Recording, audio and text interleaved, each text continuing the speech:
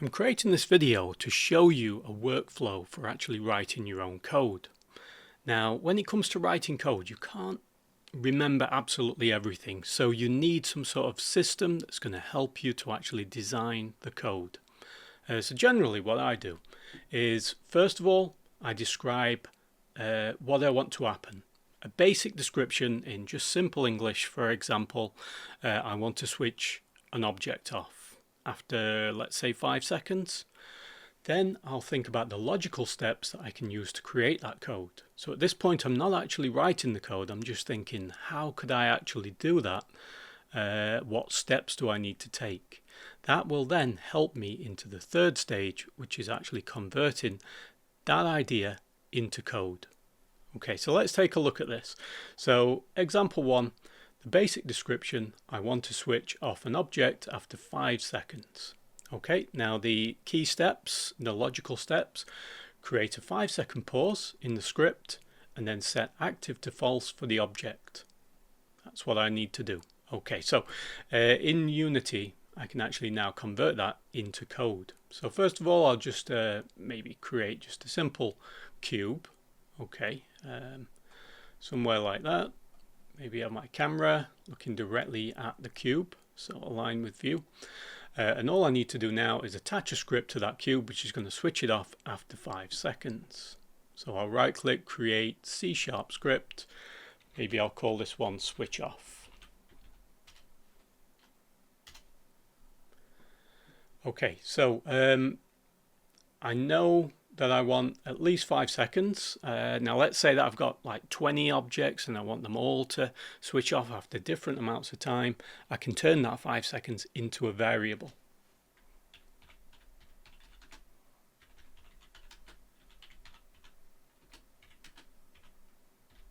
But I'll have it as 5 seconds for now. Okay.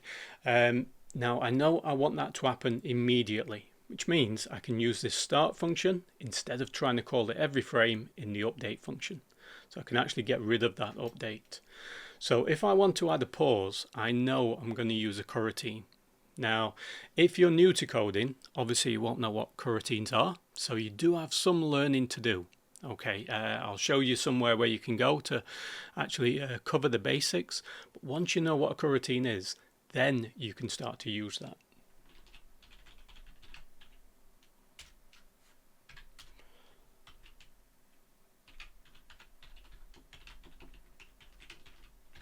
Perhaps I'll call it switch off, okay, which is just a random name. You can call it anything you like. And then obviously to actually perform the coroutine, it has to be inside of an I enumerator.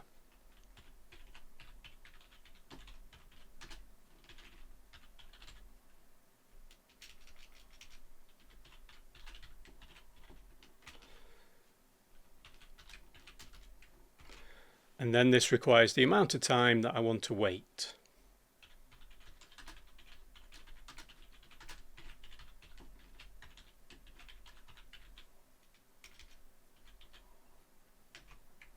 And I'll use that variable of wait, and then after that I simply want to switch the object off.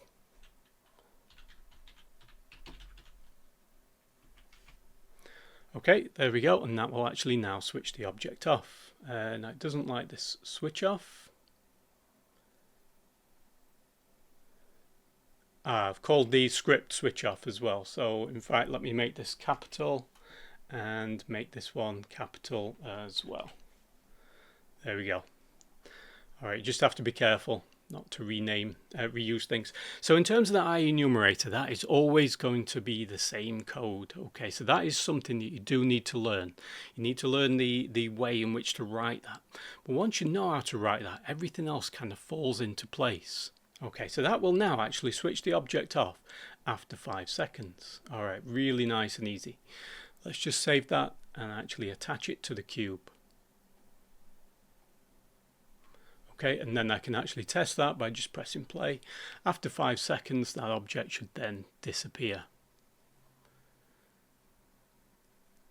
There we go. Okay, and that code obviously works fine. So notice I just had a basic idea, turned it into logical steps, and that helps me to actually write code. Now, what if, for example, instead of switching the object off, I want to give it a new material? Okay, so that is going to be my example number 2. I want to change the material on an object when I press M. That's my basic description. So how could I do that? Logical steps. First, I need to store a new material in the script. Then I need to listen for when I press the M key, and I need to swap out the old material for the new material. Okay, so first of all, I need to create a material.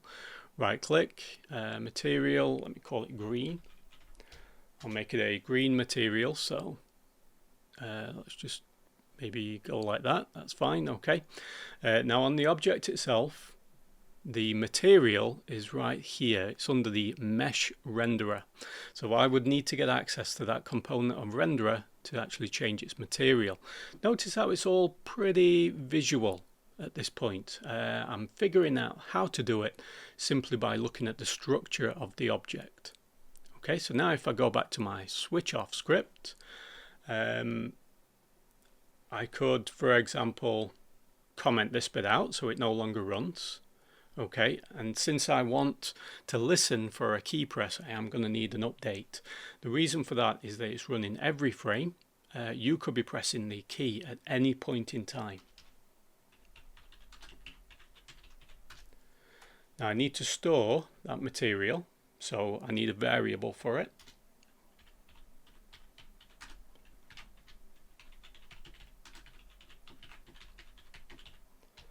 Simply call it new material, and then in the update I need to listen for a key press of M.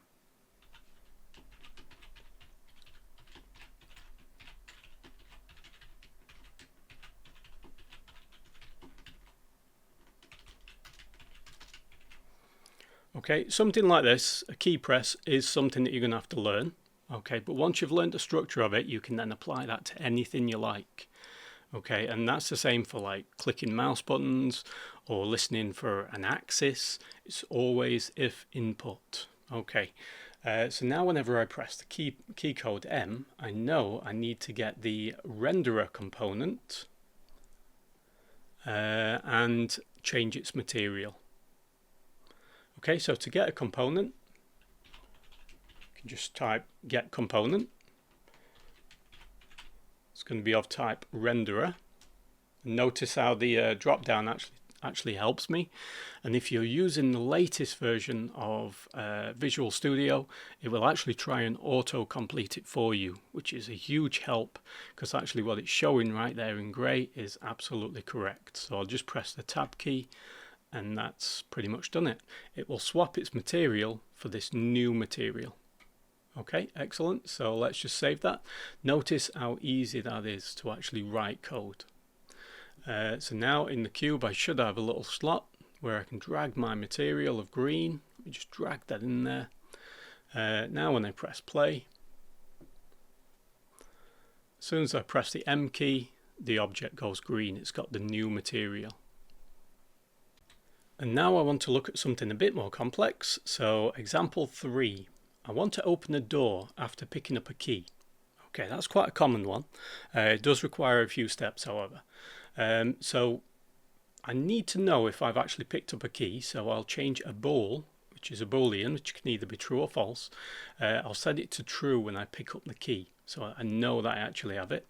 And then when I'm close to the door, check if I have the key, and if I do have the key, play an open animation on the door. Okay, so those are the kind of logical steps. I don't need to know how to code in order to write all of that. I just need to have a rough idea of how coding works. So I've actually pre-prepared a scene. All right, no, I don't need to save that one. Obviously you can recreate this on your computer, which is fine. I've just got a couple of simple shapes that represent a key. All right, it's just basically a cylinder and a couple of cubes. I've got a player on there and a door. Okay, now the player is using a script called player move, so I'll just show you this. It's very simple. Remember before when I said everything is if input, whenever I'm inputting either from keyboard, a key, mouse, or if it's a direction. Like for example, I'm pressing the arrow key. That is get axis horizontal for left and right, vertical for up and down. Okay, and all I'm doing is I'm doing transform, translate. So basically I'm taking the player and I'm accessing a transform, instead of calling it position, this one is translate, and then moving one of those 3 axes to move the character forward or left. Okay, so first of all, I've got a cube, which I'll probably rename as door, and I'm going to create an animation for this. So window, animation, animation. Okay, just take a look, create a new animation, and I'll call this one closed, and I'll just press record. Since I know that I want to rotate it, I'm going to right click, choose add key, and that's just a closed animation. Click in the drop down, create a new clip, call it open. Once again, record. I'll right click on the rotation and I'll choose add key again. Maybe go up to 1 second, and I'm going to rotate on the Y until it is -90. Okay, and then basically what I get is this little open animation there. If I close that down, go to window, animation and animator. Got my 2 animations up here, open and closed. Closed should be the very first animation so that it doesn't automatically open, but then I need a parameter of open. I'll make that a trigger. Okay, and most of this stuff is stuff that you will learn about animations. Once you've learned all of this, it's going to help you to code. So now I can right click and make a transition to open. Click on that and make sure that the condition is set to open. Doesn't need an exit time. Okay, excellent. Now I need to figure out, how do I detect if I'm close to the door?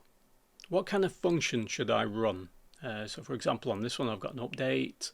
On this one I've got a start, an update, or an IEnumerator.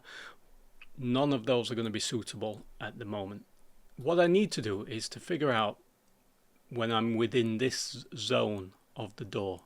Okay, so on the door itself, I've got a box collider. I can actually click this little thing to get these dots. I can actually drag this box collider out a little bit. Let's say if I'm in that zone there, that means that I'm close enough to the door for it to actually open.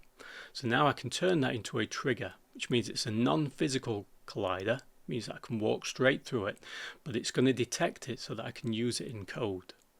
Furthermore, I want to give this object a tag so that I know it's a door. So I can then add a tag, click add there and call it door. Okay, click back on the door and just make sure I give that tag. Okay, need to do the same thing with key. Okay, so for key, what I'll do here is I'll add a new component of box collider. Okay, and it comes in really small, so let's make this a lot bigger. So if I get pretty close to that, I know that I'm going to be picking that up. Remember to make it into a trigger and then add another tag of key.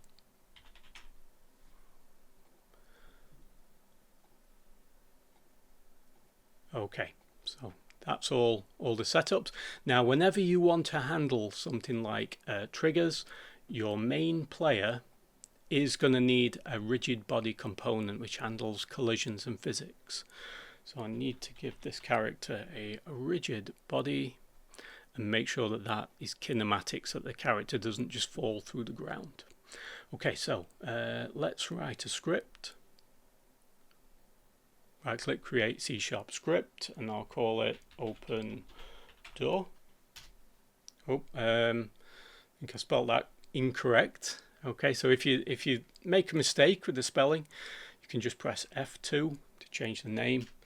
Okay, but then when you go into the script, which I will do in a second, double click, you'll notice I've still got that incorrect spelling there in the green. Always make sure you change that as well. Okay, so start, update, don't need either of those, okay, because I'm now going to be using those box colliders, which are triggers. Okay, so once you understand the functions, you'll know how to actually write all of this. Now I did say that I wanted to store a boolean for whenever I pick up that key. So let's do that. It doesn't need to be public, it's only going to be active in the game.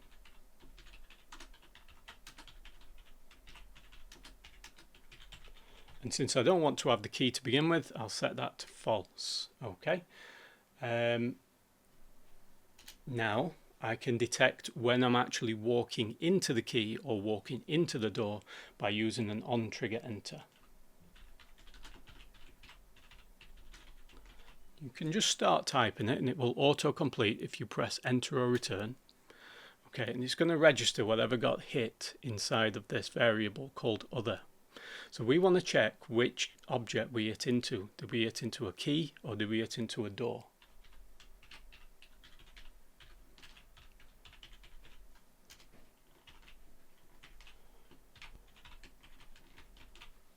Now actually that spelling of key, let me just double check it. The tag actually has a lowercase k, so you have to be careful there. I've put an uppercase K. Let me change that, otherwise it won't work. Now as soon as I walk into the object called key, I want to change this boolean to true.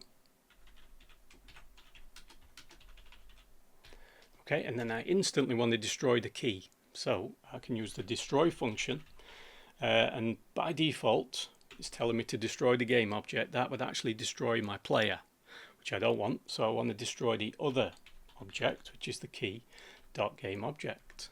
Okay, so you just press tab in order to do that. That will then destroy the key. Now, if I walk into the door,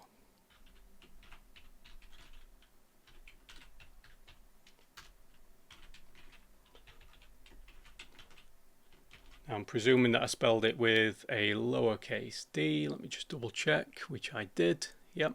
So if I walk into the door, I don't instantly want to open the door, but I want to check, do I currently have a key? So there I can use an if statement. So notice how it's all kind of making sense. As I'm working through the script, I'm looking back at my basic, when close to the door, check if I have the key. Alright, I've already decided what are the steps. All I need to do now is turn that into actual code.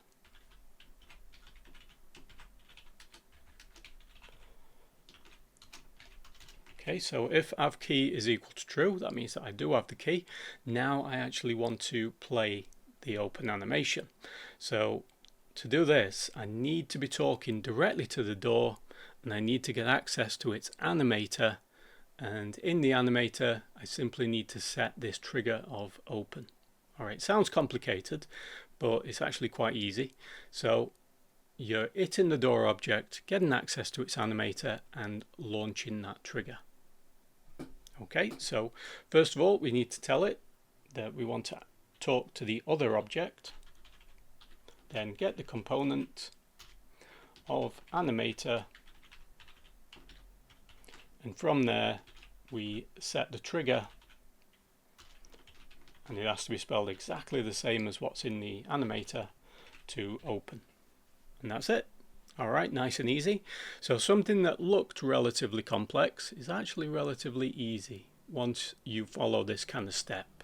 I'm not trying to remember everything. I'm just responding to, you know, what should I do next? Then what should I do? Then what should I do? So it's like step by step by step, and you just basically choose the most logical step that comes next. So now if I attach this script to the player, oh no, I've already got player move, open door. Okay, so that now we've got this, and obviously now when I play, if I try and go over to the door at the moment, you'll notice nothing happens. Okay, but as soon as I pick up the key and go over to the door, now it plays the animation. All right, and it's kind of looping. That's simply because my animation is set to loop. Okay, but notice how easy that is to actually make that script, and it's all based on a simple description. It can be a one-line description, it could be more, and then going through each of the steps that you think you might want to do, and then converting that into actual code step by step. Now, I would definitely recommend learning the basics before trying to go on to anything more advanced. So you want to be doing things like on trigger enters, you want to be doing updates and starts. I'll show you where you can go in order to learn these basics. So on the internet, you can go over to learn.unity.com. This is Unity's kind of learning environment where you can take different courses, and these are completely free. So for example, if you're completely new to Unity, check out the Unity Essentials. But for coding basics, I would recommend the Junior Programmer, which is very good. So you just click on this and obviously start the pathway. What you're going to cover is basically the fundamental programming concepts such as variables, functions, and basic logic. This is the stuff that you need to learn in order to be able to do all of this. But once you've learned, for example, about if statements, about booleans, about getting components, and enumerators, etc., you're going to be able to implement them in any way you like and actually put together your own code. You're going to find that really easy. If you prefer to learn on, for example, YouTube, this is really good. It's called Beginner Friendly Scripting Tutorials. It's from Unity's own YouTube page or site, and it's got tons and tons of stuff on all the individual elements. So if you want to go over, for example, about enumerations or invokes or arrays, it's got videos for all of those. So I'll just put the links to these in the descriptions below. I would definitely recommend spending sort of 3 or 4 months just going over this again and again, repetition until you actually pick up these elements and they become almost like second nature. And once you've got that foundation, you can then build on that with more complex code. Okay, but this is definitely the beginning part of learning coding, and this should be something you can do without having to reference other people's code. Okay, so hopefully that helps you out, and if you enjoyed this video, why not subscribe? Thanks for watching.